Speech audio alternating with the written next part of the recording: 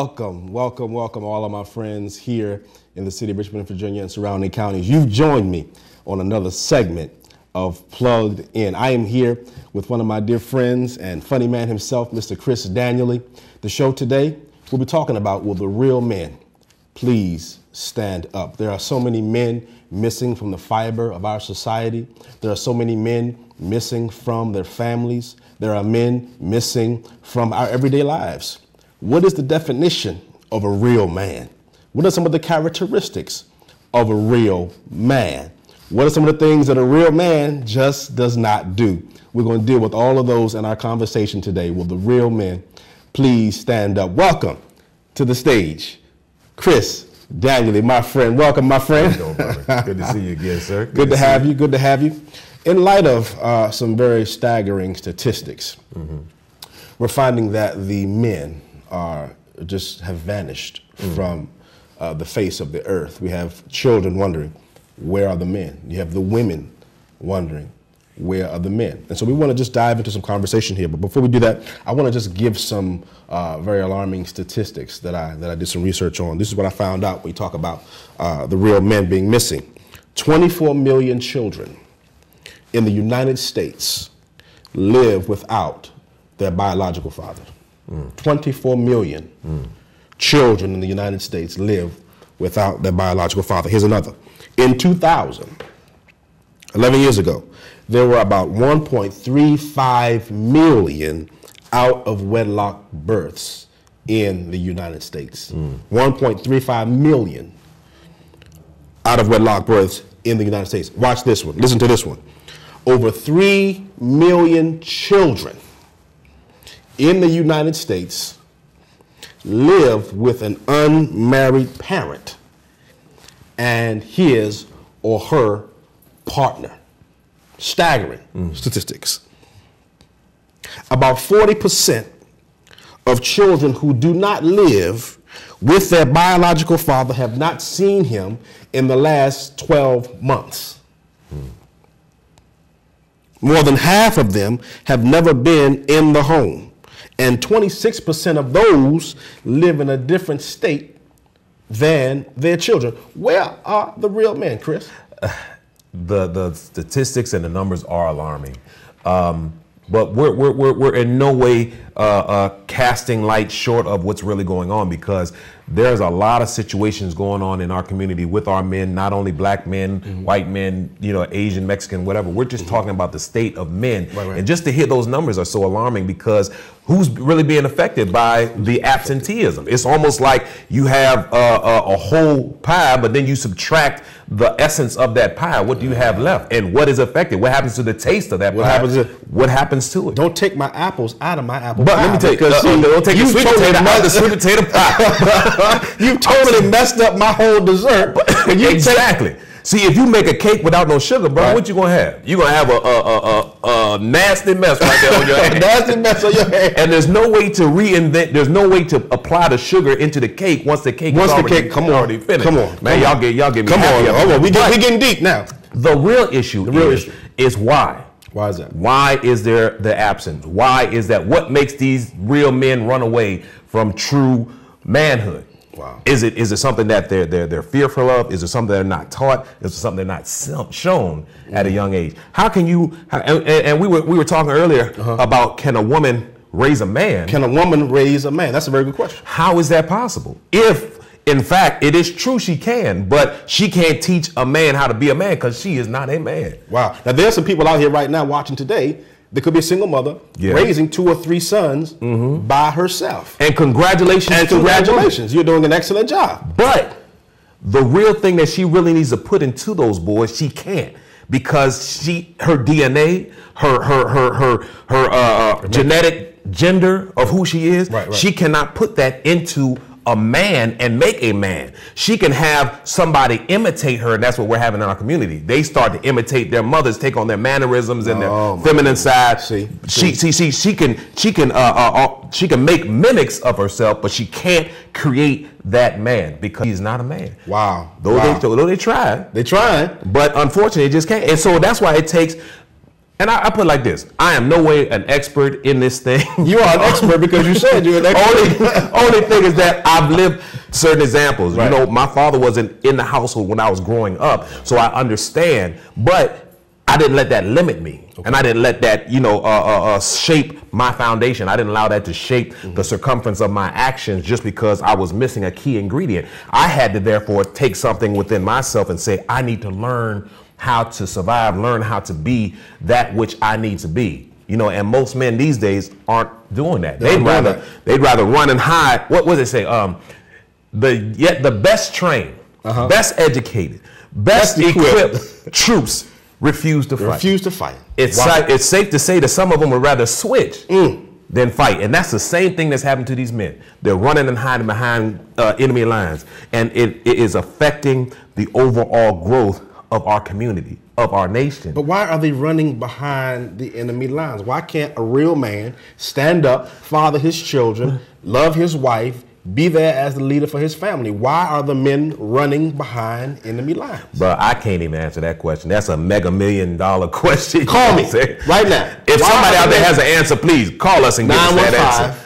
915-5202. The real men need to please stand up. So in this conversation, we're talking about the absenteeism of the real men. So where have the foundational principles been lost? Because back when I was coming up, my dad taught me this is how you become a man. This is what a real man does. You know, I got into a scuffle one time, and the guy hit me, and I just winced away, and I started crying. Dad said, no, stop crying. Pick yourself up, go back, and get yourself together. Yes, you know, I might have lost the fight, but I had my dad there still to love me and to equip me as a man. This is what you do as a man. You live to fight another day. No, you were good. See, my brothers would have said, get up, wipe your nose, and go back and fight. And go back and fight again. Now the men are going to get guns. That's right. And knives and shooting each other. That's right. And that is, you're hiding behind manhood. That's the same. That's the whole thing in a nutshell. It's almost like we'd rather take the easy approach to living, to being, to occupying ourselves. You know, if something's too hard, instead of trying to figure out ways to get over or get through or around, we'd rather say, okay, well, that obstacle, that giant, that mountain is too hard, too high, too big for me to conquer. So I'd rather find another way away from that and not have to face that giant. See, it's not about, it's not about whether or not we're equipped. The thing is whether or not we choose. You choose to stay there with your children. You choose to make a family. You choose to be responsible. You choose to mentor and teach. You choose to do these things. And if you don't, then guess what? It's not only you that suffers, it's the next person that suffers. It's the next individual who is watching you, who needs you. They're the ones that are going to suffer because you, in fact, choose not to step up. And how do you make a man step up? You challenge him. How do you do that? Wow. Ring the alarms. Will the real men please stand up? Call me right here. I want to get phone calls. 915-5202. So let's just take a step back. Now, how do we define a real man? Is it the way he dresses? Is it the way he talks? Does he have to have some bass in his voice? Well, you know, we both got deep voices. So what defines, in your terms, a real man? But once again, you are asking me these questions in which I am not qualified to answer. What do you think? I would say, ask me that question again. Let me ponder. What defines a real man? Is it his heart condition?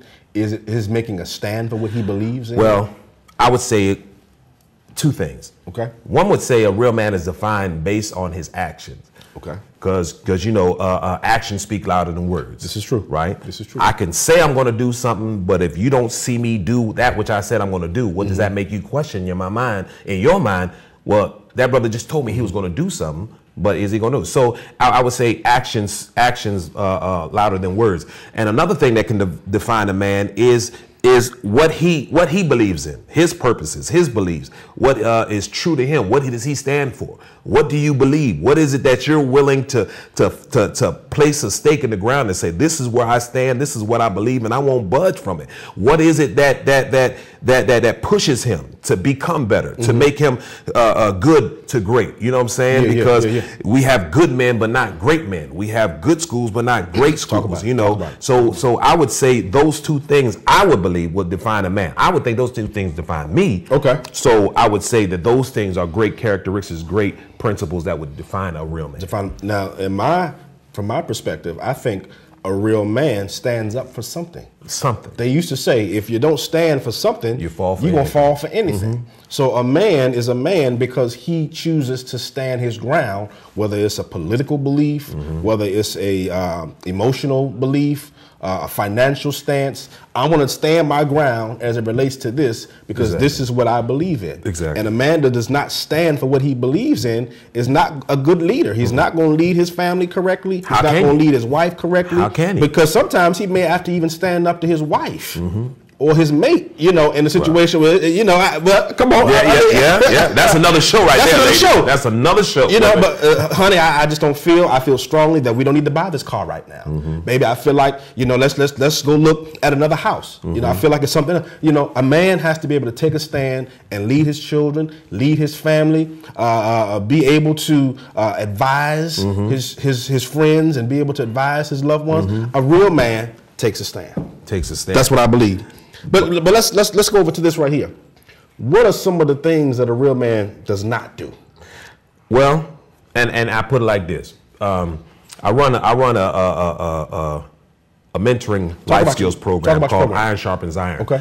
And Iron Sharpens Iron Consultant, which I am the CEO of. Thank you. You slid that in there. So what we try to do is not only teach, mentor, counsel, teach life skills and life coaching too. We try to bring something to somebody who doesn't have. So when you ask me that question, somebody who doesn't have doesn't know, doesn't understand. Ignorant. It's people, ignorance. It's people in the city. It's young kids in the city, 18 years old, that have never been off their block, never been out of the neighborhood, never been down to the beach, never been to Kings Dominion or Virginia Beach, never been anywhere, but in the circumference of their block, their neighborhood. So all they know, that's all they know, is their neighborhood. So then what are they going to learn? All they learn is what's in their neighborhood. So if they haven't broadened their scope of learning, understanding, wisdom, knowledge, or anything like that, they haven't broadened that, all they're going to have is that limited knowledge of that community. And so they learn the behaviors, they learn the attitudes, they learn the survival it takes to survive in that little circumference. And so you can't ask them to be outside the box because they are trapped in the box. They can't get outside of the system. They can't get outside of their circumstance and their circumference. They can't get out of it to operate and to survive. So what you're saying is they become products of their environment. And that's so cliche, but it's true. Because if I don't know if there are walls around my house and I've never been outside the walls of my house, well, guess what? I know how to operate and live and survive in my house, but you ask me to do something outside the wall, I can't do nothing. I can't do nothing. Wow, so a no-no. A real man doesn't do this. A real man doesn't what? A real man, true. A real man does not give up.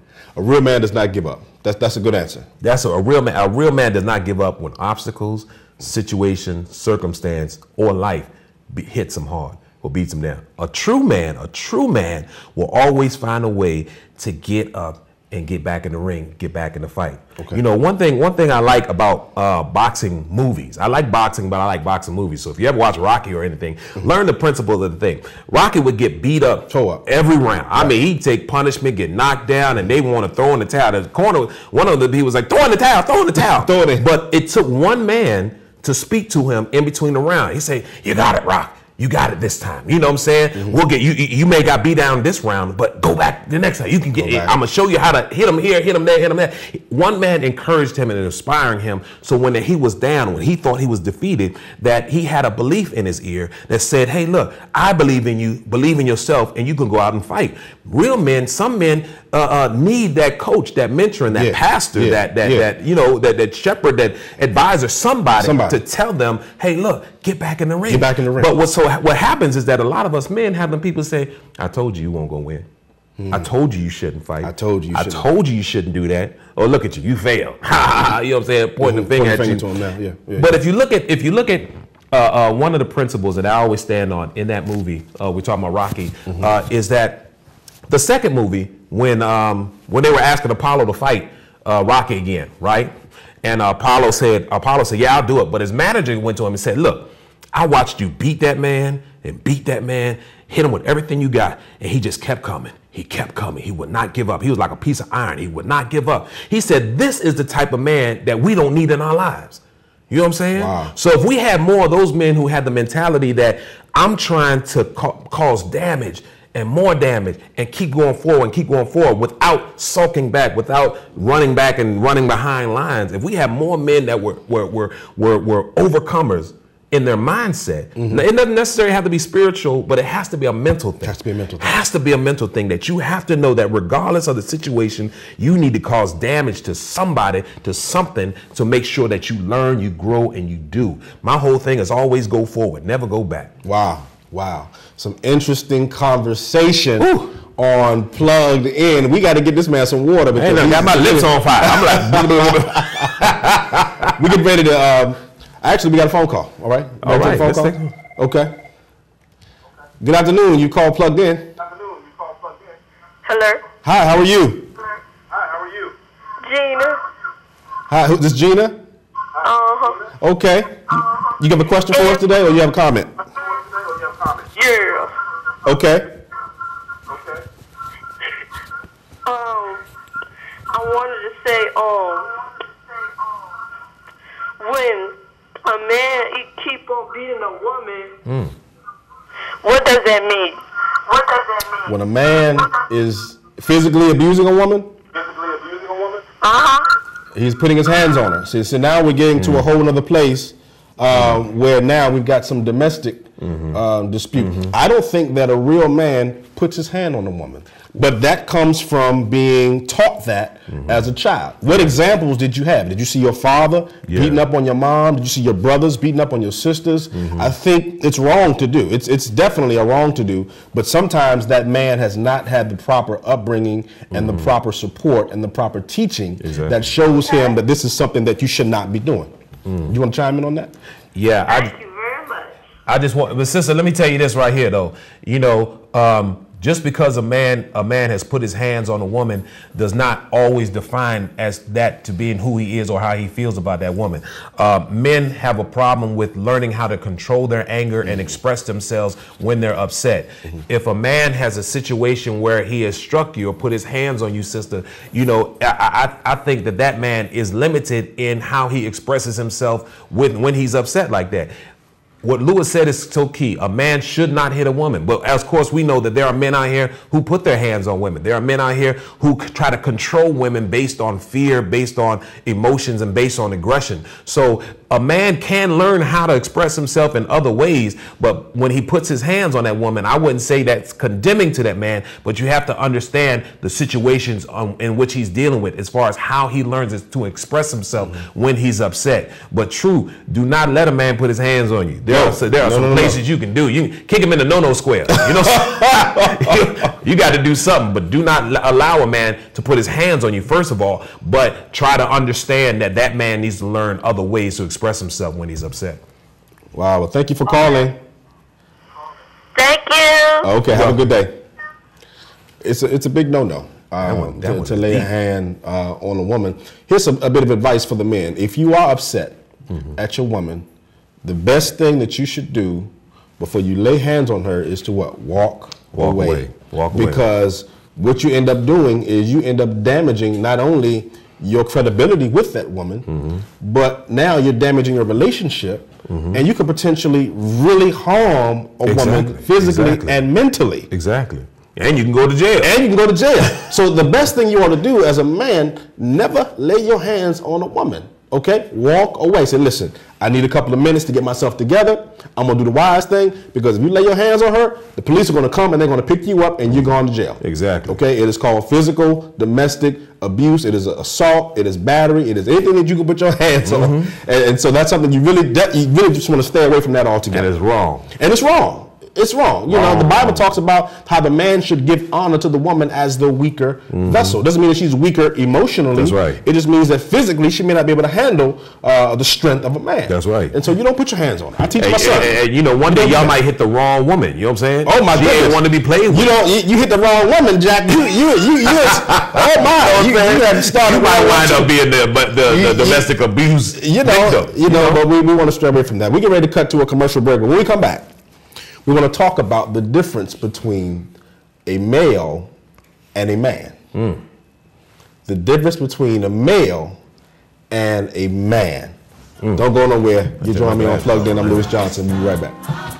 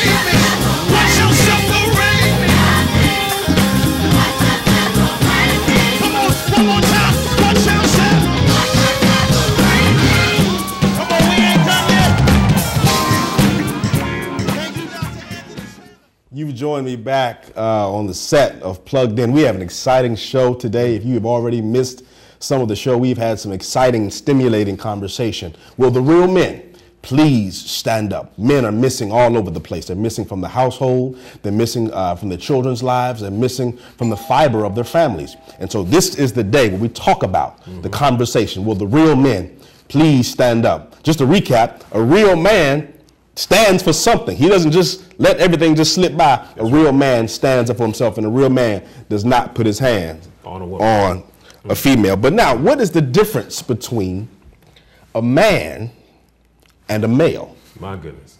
Two different things. Yeah. What is the difference between a man and a male? I'm gonna give you some things. Here you go. You ready? Here we go. A man does not carry a grudge. True. But a male looks for ways to get even. That's true. That's true. A man does not carry a grudge. He knows how to. Hey, we're gonna just squash it. Is that what they say? We're gonna just squash and let it go. We're gonna kill that noise. But a male looks for ways where he can have vengeance or to get even. I'm gonna get you back some kind of way. I'm gonna get you, sucker. I'm gonna look for a way to get back because he's thinking with a male mentality and not a man's mentality. Right. Here's number 2. A man takes every opportunity to better himself. But a male complains that he has to stay where he is. And always makes up excuses why he can't do something. See? An excuse. Excuses. What does giving an excuse all the time means? That just means that you're not challenging yourself to figure out ways to do something else. To do something that you don't know how to do. Making excuses. You know what I'm saying? Does that mean that a man is lazy? Exactly. If he's always making excuses for something? Exactly. You know, no. Exactly. There are certain parts and times in your life where excuses ain't gonna cut it now. You can't make no more excuses for the lack thereof. If nothing changes, nothing changes. If you don't do something, you'll never do something. Wow. If you do something, you do nothing. My daddy used to always say, if you don't put the first foot forward, you won't go nowhere. You won't go nowhere. And so that's the same thing. Same thing. Same thing. Here's number 3. A man gives to his community. A male takes from his community. Wow. A man gives to his community. A male takes from his community. Here's number 4. A man is measured by his character. Wow. A male is measured by his sex drive. And unfortunately, I'll say it again. The conquest. The conquest of a woman. A man is measured by his character, and a male is built on or is measured by his sex drive. Let's stop right there for a second. Why is it that the men feel as though I need to have a certain number of women that I deal with or I have relationships with in order to validate my manhood? Well, it's as simple as this. A man needs to feel like he is not only appreciated, but a man needs to feel as though he himself is wanted. Most men are missing something on the inside. Interesting. Talk about that. They're emotionally, they're not, I wouldn't really call them damaged goods, but see, they're always missing something emotionally to whereas they're not satisfied. One person might not satisfy all their needs. One person might not satisfy their financial needs. And I always tell people, I said, most men, what they do, they build a woman. If they can't find a woman in one woman, they build a woman by different women, and they get different things that they need from different women. And that's where we see it learned in our neighborhoods, our communities, when we're taught by men outside of our house, you know, like the men in the neighborhood, you know, we watch them. They have a girlfriend, they have 2 girlfriends, and we say, okay, wow, I want to do like he does. He's cool. He has more women in a little bit, you know, but that's how we learn at a young age. We're not seeing that in the house most time when we don't have a father there to show a man, you know, that this is your mother, this is the one woman I love, and show him that he can get everything out of that woman. So you learn outside, right, you know, by their environment and by the examples that are shown by different men. Very, very critical answer there. And understand this, to all of our viewers, we're not bashing. No means. We are men. We're trying to simply help. Men. We are simply trying to help you all become better men. That's right. Here's another point right here that I thought was crucial. A man is secure in his manhood and is striving to help other men realize that. A male is not secure in his manhood. And that's why he uses a gun, he uses a knife, or a pipe or a bat to settle his disputes. Exactly. Or he uses these words to try to prove he is somebody that he's not. Wow. See, and you're so keen on your questions that is making people think. And I believe men who are watching this are thinking themselves too. Okay, well, what is it that is causing me to be not all I can be? Right. You know what I'm saying? What is it that is what is it causing me not to recognize who I am as opposed to where I should be? You know what I'm saying? Or what I could be. And those are very key integral parts that need to be interfused in a man for a man to understand who he is and how he needs to come out. And look, and by no means are we experts. Am I an expert? I'm a man learning how to be a man every day. I make mistakes like everybody else every day. But one thing that I've learned is that if I don't have that system infused in me that says I can be somebody, be different, be better, be stronger, then I'll be a statistic, just like we've been reading all day about these men who are lost in the system, who are lost in their communities, and even lost in themselves. And when you're lost like that, most times you lose your mind. Oh my goodness. Powerful, powerful, stimulating conversation. Here's another one. A man has an established and firm relationship with God. Church and or other godly men. Hallelujah. Amen. Thank you. See, a male uses the church for his own gain. Yeah. And shuns godly counsel and training, and seeks God, watch this, only when trouble comes. Trouble in my way.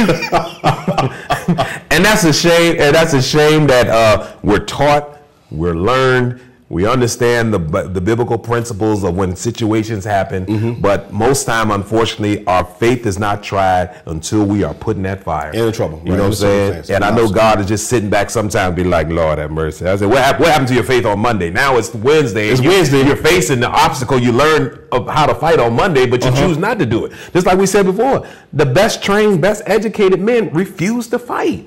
We got a lot of scrubs, punks, crybabies, wimps, whatever you want to call them. We got a lot of men that just can't do that which what they're instructed and taught and built in their DNA to do. And it's only because, not because of the system, not because of the circumstance, it's because their mind tells them that they can't do it. Here's the thing. I was watching a football game the other day, and I saw where a football player made a mistake, but I saw his teammate come over and pat him and say, look, this ain't over. Exactly. Get yourself together and let's dust ourselves off and do this. Where is that man today when he sees his brother who might have been overtaken in a fault, or see his brother make a mistake and not quick to correct him or to encourage him and to help him? Where is that? Where are those brothers? Well, we at Iron Sharpens Iron Consulting, my business, we believe firmly on the scripture in Proverbs 27:17 that says,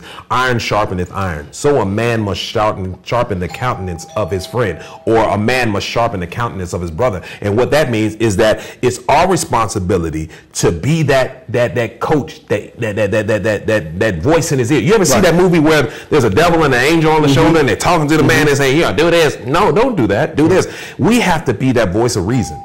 The voice of reason, the voice of encouragement, the voice to inspire, the voice to pick up, the voice to comfort, not the baby, to comfort. The voice of reason. We have to challenge each other. As a man, you challenge me. I challenge you. With everything I see you do, you challenge me to be better. To be better. Not to mimic, but to be better. See, because what they say, when you copy somebody, that's a sincere form of flattery. It's something like when you mimic them and copy them.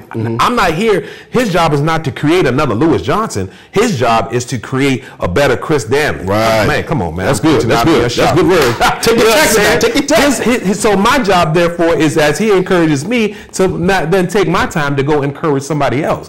You know, we can't reach the community by just focusing on one. We're trying to reach the masses out here now with this television show, telling the men that they can be better, they should do better, and they will be better if they have that voice inside themselves and say, listen, I heard what this brother was saying, I heard what they were talking about, I'm going to do some things and I'm going to put some things in my life so I can be better man, and so I can be better by challenging myself to do better and be better. Wow. Key ingredients for the men today. This has been a great conversation. Guess what? We're going to walk into our true and false segment. Okay. Call me right now, 915-5202 if you have a comment or if you have a question. True or false? A child who grows up in a dysfunctional situation eventually becomes dysfunctional themselves. That is true and false. Okay. Because the true side, meaning he learns the behavior by what he sees. Okay. The false aspect is that he is controlled by the way his environment was structured. Just like we were talking about earlier, his confines. If he chooses to stay in that box, then he'll mimic the behavior. If he chooses to go outside and learn how to express himself, express his anger, then he won't be constructed in that same fashion. But he does not have to be dysfunctional. No, even if you grow up in a dysfunctional environment. Exactly. It's still your choice to say, I don't want to grow up like this. Exactly. I don't want to be like this when I'm an adult. So let me do what I can to make some changes. I watched Deion Sanders at the Hall of Fame say he saw his mother crying. Exactly. He saw his mother working 2 and 3 jobs. I did it for my mama. You know, and so you have these people say, listen, I don't want to live this type of way all my life. I want to be something so that I can give back to my family so that we don't have to struggle as much. And so some people say, well, I'm just a product of my dysfunction. No, it's still your decision to come out of that and make a difference. Man, let me tell you something. I'm a fan of professional wrestling, right? And I used to watch Ric Flair. Ric Flair. Ric Flair said. You dated yourself now. Ric Flair. Ric Flair said, to be the man, you got to beat the man. Now listen to what that means. Men, to be the man, you got to beat the man. So you have to beat the man that is not strong enough to be the man. Wow. You know what I'm saying? So I have to beat Chris Danley to be the better Chris Danley. Wow. So all the bad Chris Danley stuff and attributes that will pull me back from being the better, I have to destroy and I have to beat, or else I'll never achieve that. I have to beat myself. Exactly. In order to be better. The inner me. That's where that inner me comes from. You know, help me pray against the inner me. The inner me. That's the devil. You can't blame the devil for all your issues. Come on now. You got to blame yourself. Your inner demons, your inner issues, those things that cause you to fall time and time again. The things that cause me to fall time and time again. Sometimes I win, sometimes I lose. Most times I win, but most times I'm striving to be the better me. Exactly. I'm not stagnant. I'm not complacent. I'm always trying to move forward to the next milestone. You have to. Awesome information. True or false? A large percentage of black men are either dead, incarcerated, or have chosen to live alternative lifestyles, or have mentally checked out in today's society. True or false? Once again, that's true and false. Now, I'm not here to make a stance against any type of sexual orientation. You know, I ain't trying to judge a man based on gender. I'm just talking about the true man. Men have checked out. They're not around. Where are they? We could say in the black society that men are locked up or in prison or dead, you know, but you cannot allow that circumstance or that situation to cast a shadow on the rest of the men in society.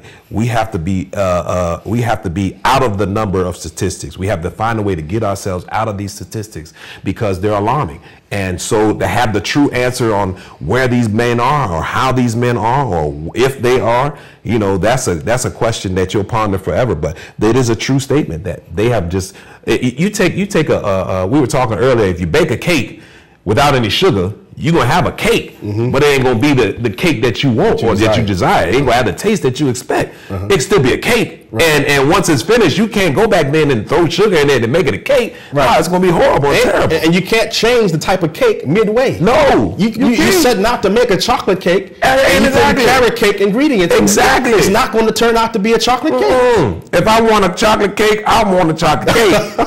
You know what I'm saying? Eat the cake out of me. No. If I want a cake, I want a cake. I want the right type of cake. Exactly. Awesome. Wow. Watch this. True or false? The reason for the absentee fathers, husbands and leaders, is a result of the removal of God in the family structure. True or false? Well, that is true. That's definitely true, because if you don't have a covering, if you don't, what do you say? If you don't believe in anything, you'll fall for everything, or if you don't believe in nothing, you'll fall for nothing, or if you don't stand for something, you'll fall for anything.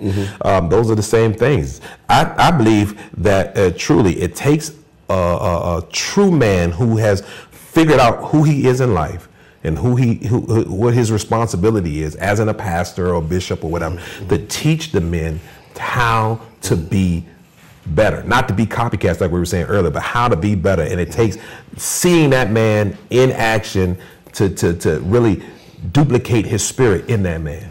Okay. You know, and if they don't have godly wisdom, if they don't have godly counsel, then God help them. You know what I'm saying? Because you don't have nobody to be accountable to. Right. Accountability is the thing. It's critical. You know, it's critical. And just like you said, people like the young men, you know, they have no conscience. That's why they don't have a fear of shooting somebody or killing anybody. If you don't have that accountability, what are you going to feel bad about? What's going to challenge you when you're not doing? If you sit around on Monday and you wake up at 8 o'clock and you go to bed at 11 o'clock and you've done nothing in between the hours of 8 and 11 and you want changes in your life, but you haven't done anything, who are you going to blame? Who's going to challenge you? You know, what you going to do? You going to blame the system, blame society? No, you got to blame yourself. But if you don't feel anything's wrong with that, you're going to wake up the next day and do the exact same thing. On Tuesday, Wednesday, Thursday, Friday. A true man of God will inspire that man who's sitting in the hours of 8 and 11, will inspire that man to say, hey, look, it's almost like that song. I got to get up, get out, and get something. I got to do something with my life. And if he's not challenged by that, then shoot, man, you might as well go back and play Xbox. Oh my goodness. Now here's the video game conversation. With the Xbox. I want to give you a sense of accomplishment. What are you doing with your life? Are you sitting around playing Madden? And NBA games all day? You a beast on Madden. Or a Call of Duty all day? That doesn't make you a man. It just means that you're good at video games. Exactly. Don't call me talking about you can beat the computer. So what? Okay, what have you done for your family? Exactly. What have you done to be something in life? Exactly. Put the joystick down. Wow. Go get a job. Wow. Get your driver's license. Stop driving your woman's car. You said that. I'm ruffling some feathers here now. Go get your own car. Go get your own house. Stop mooching off of your mom and them. Wow. Get some bills in your name. Wow. Be a real man. Stand up and declare that I am going to do better. That's right. We're getting ready to go to a commercial break, but I want to ask a very critical question when we come back. Can a woman raise a son? If you want to be spiritual, go to the Book of Job. The Book of Job. We're coming back after this. Can a woman raise a son by herself? Okay? We're going to back on the show, Plugged In, and I'm your host, Lewis Johnson. This has been an exciting roller coaster ride today. We have been talking about, will the real men please stand up? I want to take some of your phone calls. Call me right now, 915-5202. The number again is 915-5202. We had a blast talking to my friend, funny man himself, Chris Daniele, and the conversation has been, where are the real men? So before we went to the break, we want to pose a question to both you and to the viewing audience. Can a woman raise a man by herself? You have some ladies out there that have children that are boys. Father's not there. Nowhere to be found. Doesn't want to come around. 1, 2, 3 boys. So she's doing it. She may be doing a very good job at raising that man. But can, theoretically, a woman raise that man-child by herself? Speak to that. Well, a single woman can provide shelter. She can provide food, clothing, nourishment. She can provide counsel. She can provide comfort. But one thing she cannot do is the thing that she is incapable of doing is she can create a man. She just can't make a man because she's not a man herself. Wow. You know, how are you going to ask somebody who plays saxophone to teach you how to play piano? If he's not able to play piano, how's he going to teach you how to play piano? And those are the same things. I mean, women have done great job. My mother did a great job. Kudos to the women. Kudos to the ladies. My mother did an excellent job. I know there's somebody else's mother, his mother. Mothers do a great job. But by themselves, there is something missing from the whole equation. It's almost like you have 4 types of people in your life at all times. You have those who add, subtract, multiply, and divide from your life. But there's only 2 types of people that you need. You need those who add and multiply. You need to get rid of those who subtract and divide from your life. And so a woman, she unfortunately, she adds and she multiplies, but she subtracts and she divides at the same time because there's something within her that is in me that she can't speak to. You know what I'm saying? Only a man can speak to a man because he understands what it's like to be a man. A woman, unfortunately, doesn't know how to be a man. She can look like a man, smell like a man, act like a man, but she's not a man. Wow.